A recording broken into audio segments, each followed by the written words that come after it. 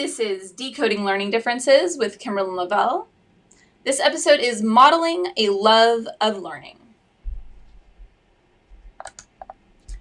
In episodes 20, 21, 22, we talked about how learning should be fun. There's a whole series on each of them. I gave some tips on ways to make learning fun. In all of them, tip number one is to enjoy that subject yourself. Enjoy reading, enjoy writing, enjoy math yourself. And I encouraged you to use the other tips if you weren't already enjoying it. And so go back, check out those episodes. We're not going to be rehashing what was talked about there, here, but I wanted to kind of remind you of what we were talking about there.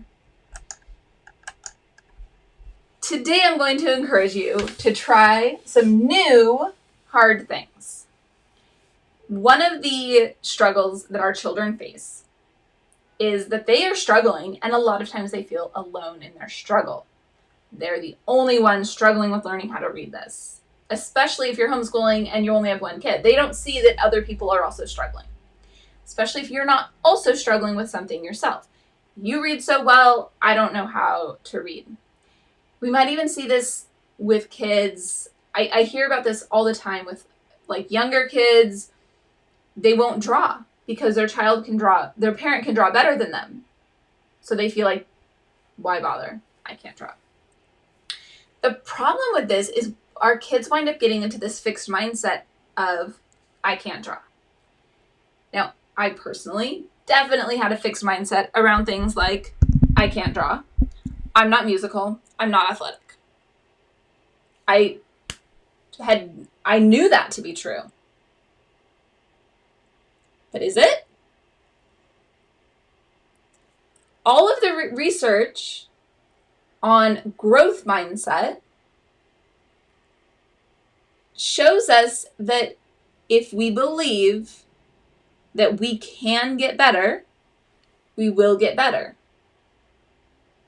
If we believe we cannot get better, we won't get better. So all we have to do is say, I can get better at this. And then we'll get better at it. Now, I shouldn't say all we have to do. Obviously, we also have to try to get better at it.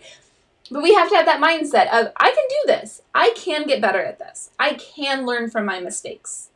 I might not be musical yet, but I can be musical. In fact, I'm going to be musical. And actually, that is something that I'm working on. So, as you're trying new hard things, allow yourself to fail, make mistakes, and try again. When our children fail, they need that model of that model of what do I do if I mess up?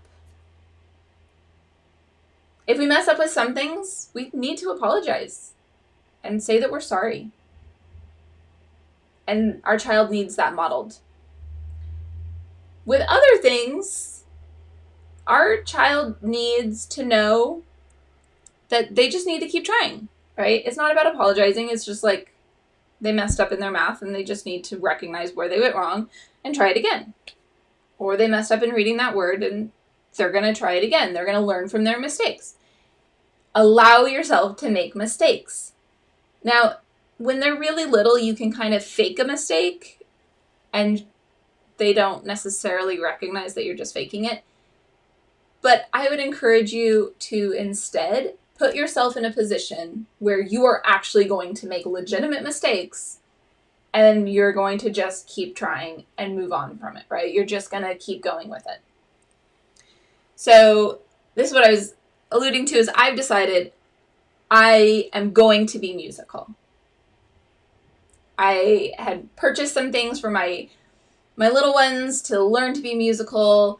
And I was like, you know what? Whether they use it or not, I'm going to use it. It might be designed for little tiny babies, but I'm going to use it to become more musical. And then I was recently in a music shop, a lovely little folk music shop. And I happened to say, I'm not musical. And I was going to clarify that I'm working on it or I want to be or something. But the guy that was working there immediately was like, don't even say that. You're just not musical yet. You know what you need to do? You need to get a ukulele because they're not very expensive. You can practice, you can try, you know, they're pretty, it's pretty easy to like enter and start learning. And I was like, okay, show me the ukuleles. So I actually bought two. This is one of them. I actually bought two ukuleles because I was like, he showed me two different ones. He's like, you know, this is the soprano, this is the concert. This is the soprano right here. So it's a little bit smaller than the concert, and he was explaining a little bit of a difference. It's like, okay, let's just get both of them. Then if I'm playing and one of my children wants to play with me, they can.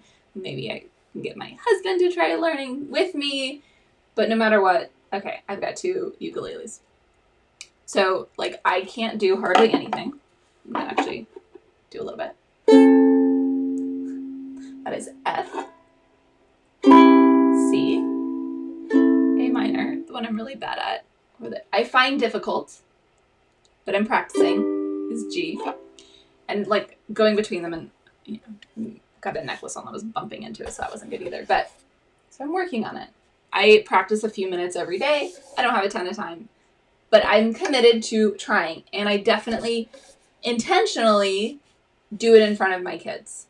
And I also use some of the other instruments that I bought for them and allow myself to mess up, because I just naturally mess up. I don't yet have much musical skill at all.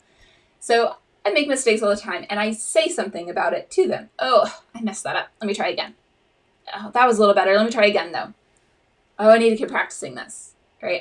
I'm constantly modeling that I'm doing something new and hard for me. I'm making mistakes, and I'm going to keep going. And my goal with it is to hopefully allow my children to feel like they can make mistakes too. That it's okay to have those mistakes happen and to learn from them, and it's just part of life, and it's not at all a big deal. It's just what happens, and it's lovely because then we just learn something, we move on.